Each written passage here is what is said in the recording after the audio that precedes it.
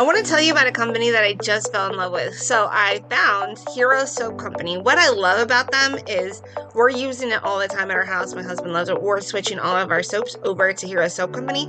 But what I love about it is they're local, they're American-made company, and they're owned by a veteran. And I thought that was so cool. I love to support patriots. So if you want to be like me and get all that harsh chemicals out of your home and use a soap that's actually really healthy for you with great natural ingredients, but also is an American-made product that's owned by a veteran or co-owned by a veteran, then you need to check out Heroes Soap Company /Amber May. And then what's really cool about what they do is they give back to the community and they support veterans and first responders. So everyone's winning in this situation. If you use promo code Amber May, you're saving money. You're supporting a company that's American made, patriot owned, that supports other patriots. It's just a win-win for everybody. So Hero Soap Company /Amber May, and use promo code Amber May to save some money. Hey, welcome to the Amber May Show. I'm so glad you're here with me today. On today's episode, I'm talking to a filmmaker. It's not every day you're talking to a filmmaker. And so we're going to talk about this new docuseries that he's doing. It's absolutely incredible. I think you're really going to enjoy it. And he ended up becoming a friend of mine. So I'm really excited to help support his work in documentaries and filmmaking. He's super creative. I really enjoyed the series, so I really hope you enjoy getting to know him and learning more about the docuseries that he's doing, because the first episode is amazing. So that's on today's episode, but please like, share, and subscribe. Please, please, please like, share, and subscribe. Visit me at theambermayshow.com. I'm really excited because I just partnered with a company that helps with weight loss and beauty to help with wrinkles or skin conditions and to help you lose weight. And so if you're interested in like the skincare part of it, where you take these drops that not only will help your skin thrive and be brilliant and beautiful and less wrinkles, and if you have any skin conditions or scarring, it'll help with that. It also is a fat blocker. It's crazy. You take a couple drops, you fill the dropper, and you put it in your mouth, and now before you do that before meals, and now you're blocking fat. And then before you go to bed, you put a couple drops on your hands, and then put it all over your face, and now you have something to help with scarring and wrinkles and skin issues. It's like absolutely incredible. To get that box, all you have to do is go to the timelesspack.com, use promo code AmberMay, one word, and you can get almost half off. It's almost half off with that promo code. Or you can go to ambermay.myinfinity.com, because when you go there, there's a multitude of weight loss products there, like coffee and different things like that. So make sure you go to, and the links are always in the description. Always, always, always in the description. So check that out. ambermay.myinfinity.com. Check that out. And then there's a really great artist. His name's Tom. No, his name is Mike. Sorry. His name is Mike, and he has beautiful artwork, and it's very patriotic. So if you like patriotic stuff, if you feel patriotic, go check out his website at thecommandersartist.com and use promo code Amber and save some money there. So without further ado, like, share, and subscribe. Remember, I am talking to my friend. He is a filmmaker. I hope you really enjoyed the episode today. Please visit mypillow.com, use promo code Amber, save up to 66% off. Dr. Stella is your doctor. Dr. Stella is your doctor. If you need a real doctor to give you real medication, go to drstellamd.com, set up a telemed appointment, get her Kobe sleep bites. If you have trouble sleeping, go get those, and use promo code AmberMay, one word, save money there. So, all that and more is coming up on today's episode. Stay tuned. So when I'm walking around my house, I always wear slippers. It's just what I do. And in the wintertime, it's especially needed because it's super cold. And I don't know about you, but bare feet on cold floor just isn't my groove. So let me show you what I do on a regular basis. Okay, so I always buy myself slippers every single Christmas. It's just what I do. And so I got these MyPillow slippers, and they are super comfortable. I am not going anywhere else. From now on, I'm going to get all my slippers from mypillow.com /Amber, and you can save right now, get the lowest price on slippers and save 40% right now. So you can get yourself some if you want something for Christmas, or you have someone in your family that you want to buy for. So make sure you go to mypillow.com /Amber. Use promo code Amber, save up to 66% off, and get these slippers at the lowest price ever. They're super comfortable, super comfortable. So many of us think that sleep is a luxury. Sleep is not a luxury. Sleep is a necessity. It's going to help you restore all your bodily functions, help your body recover, recoup. It's something that we need to function on a daily basis. We need to feel restful. And if you're not feeling restful because you're not getting a proper night's sleep, then I have something just for you. I just absolutely adore Dr. Stella. She comes out with some great supplements. And here's one of the newest ones she came out with, and it's Kobe Sleeps. So if you have trouble going to sleep at night and you want a more restful night's sleep, go to drstellamd.com, go to her supplement section and purchase this and use promo code AMBERMAY, one word, and you'll save some money there. Not only does it help promote a more restful night's sleep, it helps with stress and joint function. So if you have stress, you have joint function, you're also not getting a good restful night's sleep, you need to go to drstellamd.com, get these Kobe Sleep Bites right now, and save money by using promo code AMBERMAY.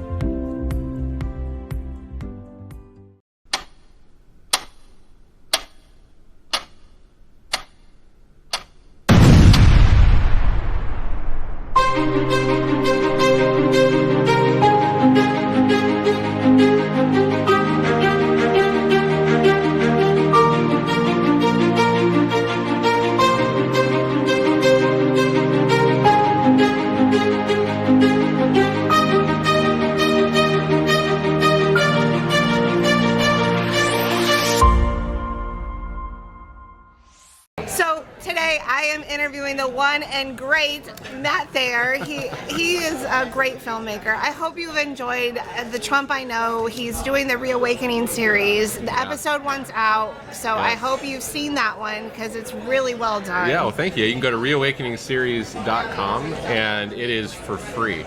So we chose this to do it like a kind of like if you've seen The Chosen. Yeah. Yeah. So it's kind of like this pay it forward kind of model, right?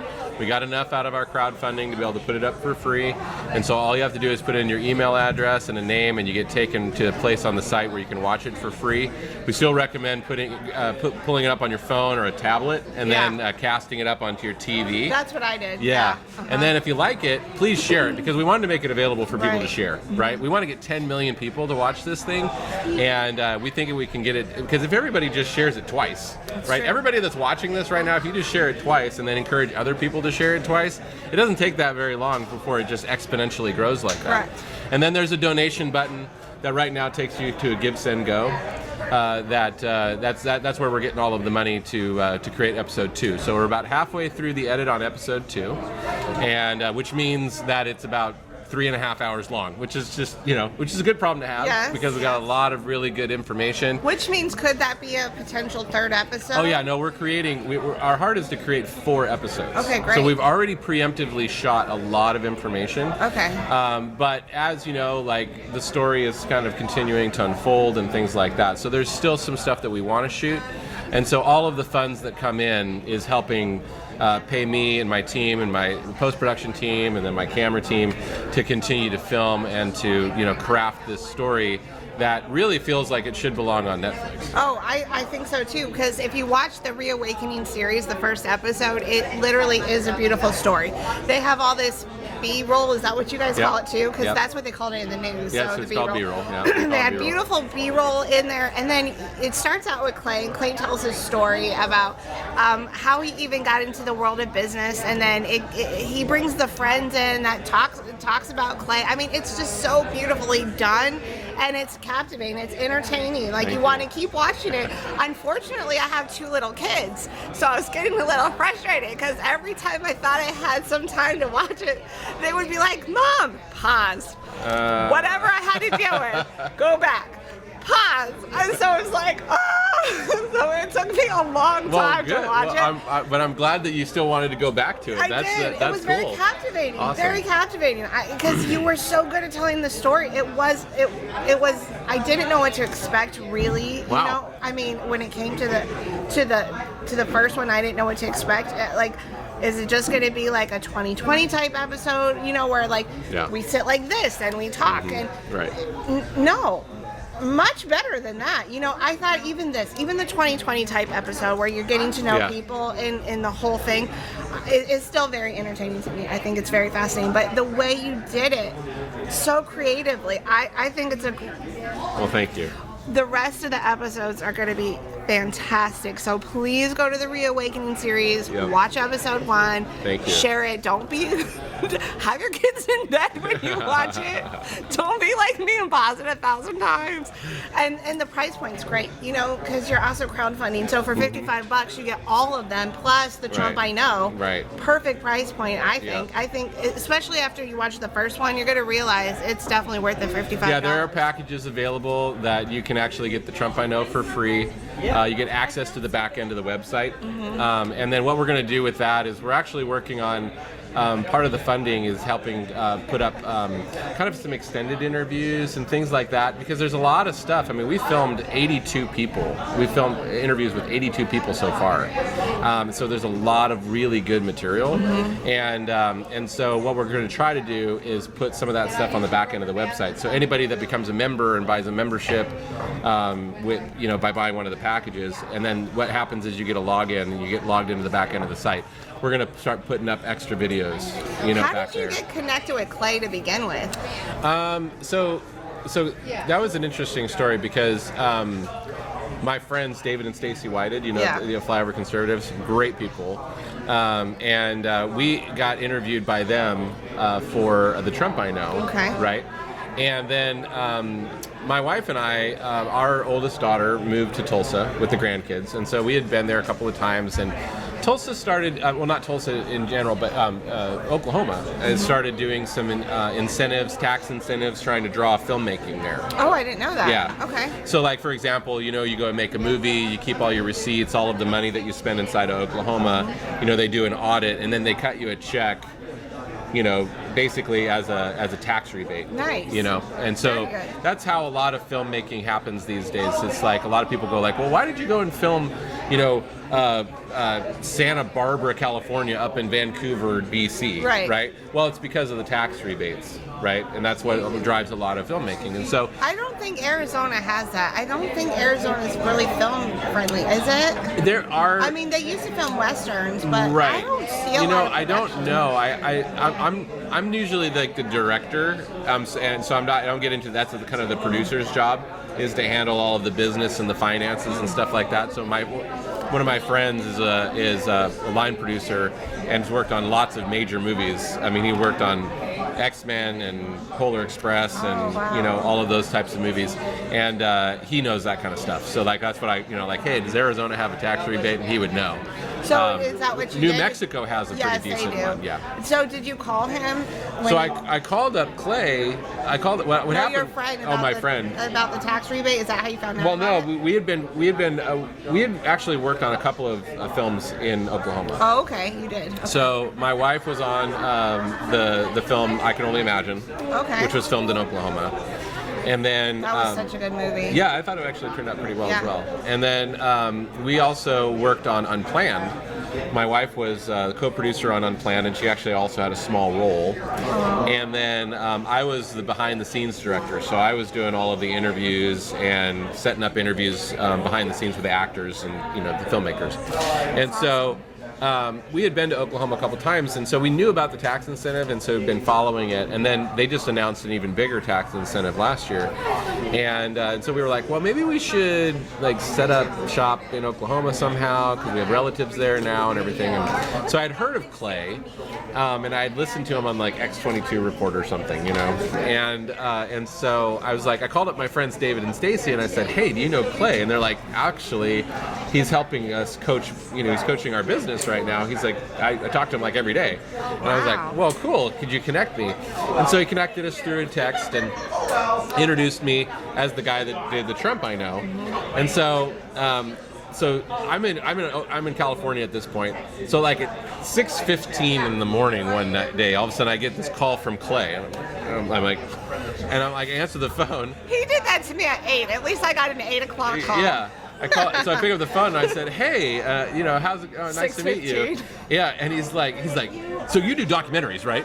And I'm like, that's a good impression. Thank you. I've spent quite a bit of time with him. That's really good. And I said, well, yeah, it's one of the things that I do. And he's like, okay, well, I got this idea. And so he starts telling me this idea for doing a documentary about the tours, right? And I was like, well, that's really cool, because I had already kind of had an idea to do like a series about all the craziness that's going on in 2020. And if anybody's seen The Last Dance, which is a Michael Jordan documentary on Netflix, it was an ESPN. I didn't see that really, really good. Really, really good documentary. Not as good as yours, though. Well, thank you. But, I mean, I don't know. I mean, Michael Jordan, slam dunking and, montages of all of his greatest plays. I mean, there's something to that. But anyway, so, but I really loved that documentary series because of the way that they wove things together. It was basically like following their last season as the championship dynasty of the 90s in 1998. I remember that game against the Phoenix Suns, man. I know. I'm sorry about that. I know. I broke my heart. I was man. a huge Bulls fan. I was a huge Suns fan during that time of life, because they had the greatest Suns team ever at that time. I know. There was, that was a good Barkley, year. Yeah, it was a good team. It was good. Anyway, and then we.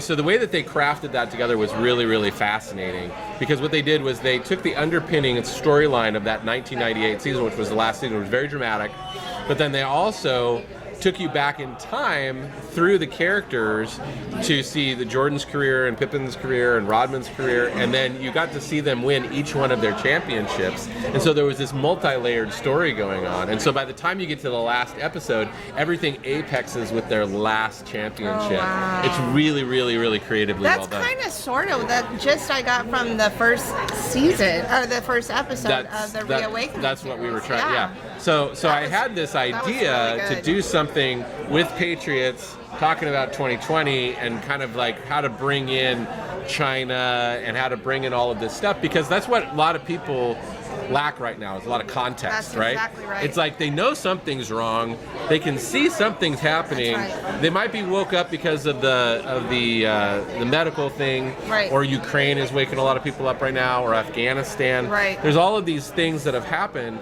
but not everybody kind of has that full context, right?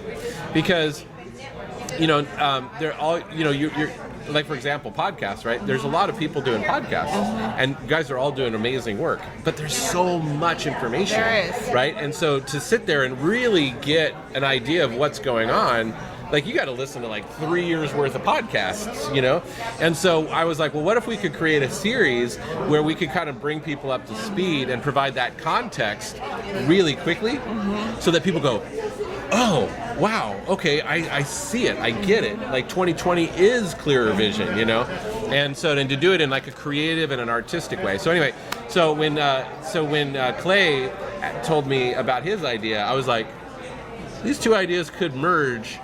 And so I was like, all right, let's do it. And so he actually put up some money to get us going in the first episode. But I was like telling him, I'm like, well, we got to do like more. We got to, because this is a big story. This isn't just a 90-minute documentary. This is a huge story. I said, what if we did this? And he's like, well, he says, this is what I can afford to put into it. He said, but whatever you do afterwards, like, it's up to you. And so that's why we're out here now fundraising for episodes 2, 3, and 4, because we already preemptively filmed, like I said, a lot of stuff for episodes 2, 3, and 4, but now it's that crafting everything together and doing everything that we did on the first episode, which is doing all the sound design, the music composition, the editing, the special effects. I've got a really good team. Really? Yeah, I've got a really good team. I've got a really great team. My editor is actually from Australia. Oh, wow. Yeah, and so he's really passionate about some of this stuff because of what's going on in Australia. Did you film him at all talking about his home country? No, we haven't done that. But we're going to incorporate in episode 2. It's all about the medical tyranny, right? Because episode 1 was really setting up the stage with liberty versus tyranny, and tyranny, is something that's been in existence for thousands of years. This is nothing new. Right. But now tyranny just happens to be dressed in a white lab coat and carrying a stethoscope, right? Yeah, right. And so, but the other cool thing is that his wife is an extraordinary singer-songwriter. Her name is Lauren Kelly, and you can look it up on Spotify and iTunes. She's got a great album called Wildflower, But anyway, so I got to talking to her about creating a song for episode 2, and she blew it out of the water. We're going to be releasing it here pretty soon. I wanted to get something done before we were here in San Diego, but I wanted to create like a trailer that features her song.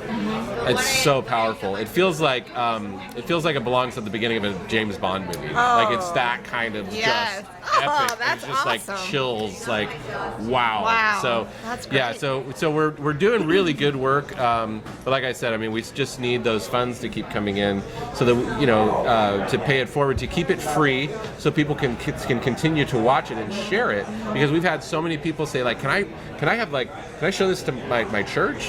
Can I show this to my Patriot group? And I'm like, absolutely. Like, please spread it out there, because we want this to be a tool that it's like some people listen to podcasts, some people go to these events. Right.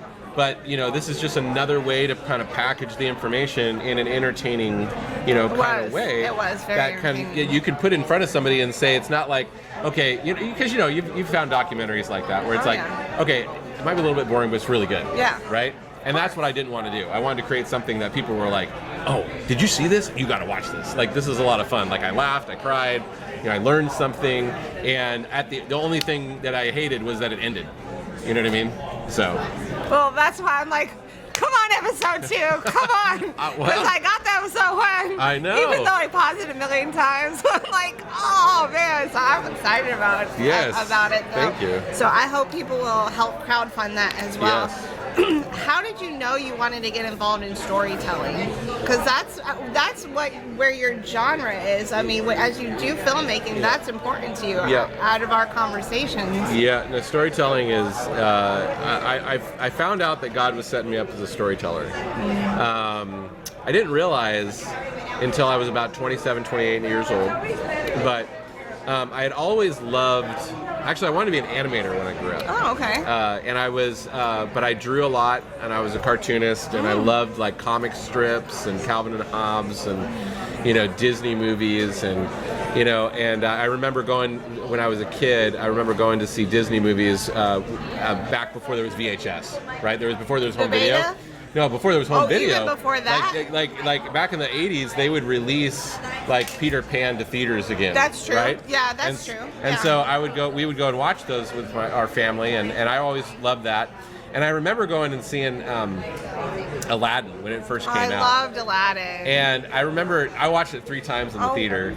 Yeah. And all of a sudden it came to the credits, and I remember my 13-year-old brain was like, these are adults. The names of the people going on the screen, I'm like, these are adults that got paid. People have this is a job. This is cool. Like people get paid to do this, right? So I was like, wow, that would be awesome. So I started pursuing drawing a lot more and learning how to do animation. But then through the process of that, now thinking back on it now, I realized that I wasn't as attracted to the art of making things move, right? Because that's really what animation is. That is exactly and what it animators are extraordinarily gifted people. My uncle was an animator. He made She-Ra and He-Man. Yeah. I have the original. That's awesome. Yeah. Yeah, and so animators are really actors, right? They understand movement, they know how to make things move. And I wasn't really so much attracted to the movement part as I was to like, these are the characters, and this is what they look like, and this is who they are, and this is how they're connected, and this is the story, and this is their world, and like that was always what really, really attracted me, right?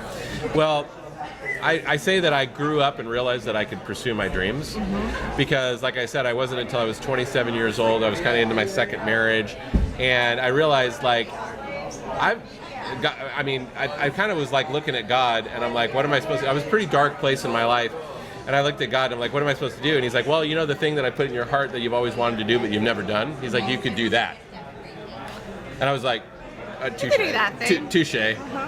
So I started learning how to direct, and I went out and bought a screenwriting book to learn how to do screenwriting. Taught myself how to edit by editing my kids' school videos and things, and started making short films out in the park with my kids because they wanted to learn how to make short films, and they were cheap actors, right? Yeah. So we started winning some film festivals and things like that.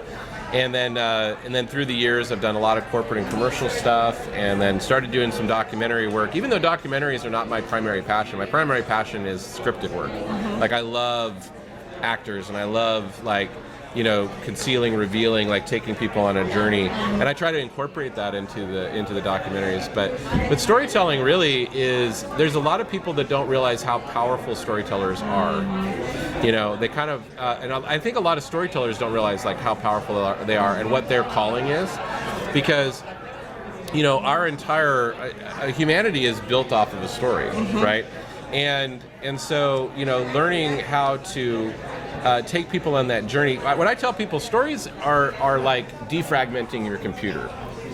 Okay, have you ever defragmented your computer back in the day? Yes, right? Back in the day. Right, and so you defragment the computer, and if anybody doesn't know what that is, what happens on a hard drive is that when you're recording stuff on a hard drive, things get deposited over here on this part of the disk, and then it gets deposited over here on this part of the disk, and then over here and over here. Now this thing over here might be associated with this thing over here, and so what that does is that when your computer tries to read those two things simultaneously, it bogs the computer down and makes it slow, right? And so when you defragment, what it does is it kind of sorts out that disk, and it puts stuff that it should be accessing together somewhat closer to the drive so that it's not having to work as hard. Well, so storytelling for me is like defragmentation, and this is why. Is because in life, we understand inherently that there's justice and mercy and love and all of these things, right? But we live in a world that's broken. That's right. And we live in a world that doesn't reflect those truths. That's right. Right? So there's this truth meter inside of us that responds and goes, there's this frustration, right? Because we're not seeing what we know to be true, right? We're seeing fact, we're seeing something that is an element of truth, right? But it's violating something here. So what a good story does is it actually recenters you. And that's what they call catharsis. So catharsis is this experience where you go on this roller coaster of emotions in a story, and you get done with the story and you're like, justice does exist. Love does conquer all, right? You're like, you. That's why we feel good when we get to the end of a story, or sometimes we get to an end of a tragedy, and a good tragedy still reflects truth, but it shows that what happens when somebody makes the wrong decision, right? But it's still true, right? So like that's why people love like Breaking Bad. Yes. Right? I love that. Yeah, it's a great show. But you get to the end of that show and you're like, as fascinating as that was, and as justified as some of his decisions would have been made to make the decisions that he made, you still feel like, okay, yeah, but you died. You got to the end and you still got, you know, really what you deserved because you made the wrong decisions, even though you were trying to take care of your family, right? So a good story knows how to take people on that journey, provide catharsis, and like I said, reorient the human experience to truth. And that's, you know, that's my passion, is to create stories that vanquish fear and bestow hope. I love that. I think hope is so important. I think hope is important, especially to this movement where we're living at now, and I agree with you. I love your storytelling. I hope my audience will love your storytelling too. So again, tell them where they can go to find your work. So go to reawakeningseries.com, and all you have to do is put in your name and your email address, watch the episode for free. Like I said, put it on your phone, cast it up on your TV, and then share it. And then if you liked it, please pay it forward. You know, like I said, everything is going towards getting episode 2, 3, and 4 done. Great. Well, thanks for your time today. Thank you, Amber. Yeah, it's good hanging out with you again. In today's world, you never know what's going to happen. I want to make sure you are prepared. So I want you to stock up on food right now. And the way you can do that, the easiest way to do that is go to theambermayshow.com. Look at the resources. You can have a full supply full of food in your pantry ready to go in case of a job loss or convoys, supply chain issues, business being shut down, war, whatever it is, you're prepared. So go to theambermayshow.com, click the resource tab, and get your food supply today. Do not wait. Get it today.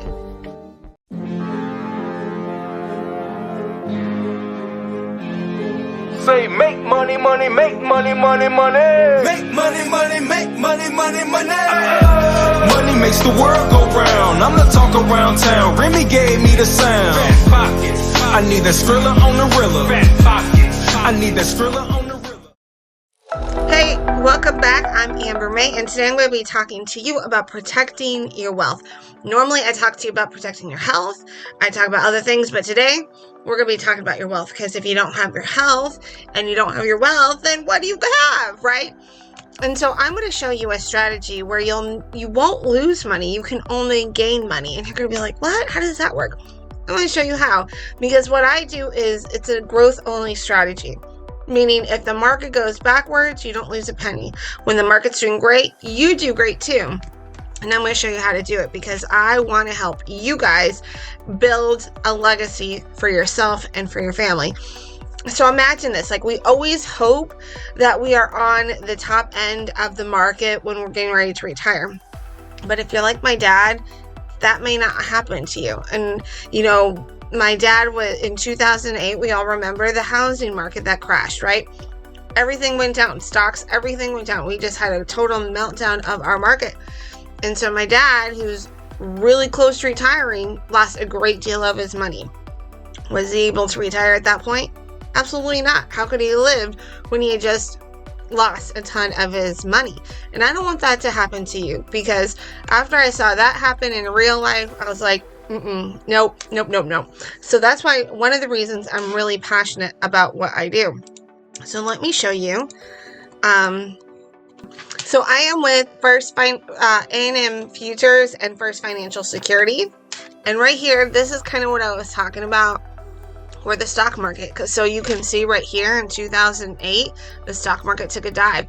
If you were on the index, because that's what we use with our clients, these people never took a hit. So if my dad would have been on the index in 2008, he would have been fine. He could have retired.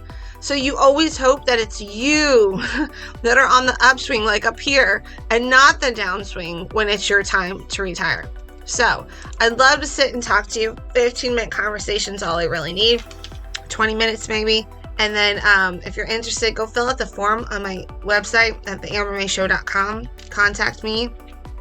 Let me know you want to talk to me 15, 20 minutes, and we can show you how you can have a growth-only way to save for retirement, have a great robust savings, protection should you become ill or injured. This is amazing for children. So if you're looking at a way to invest for your children, do what I did. Come talk to A&M Futures, Amber May, and we'll get you taken care of. Have a great day.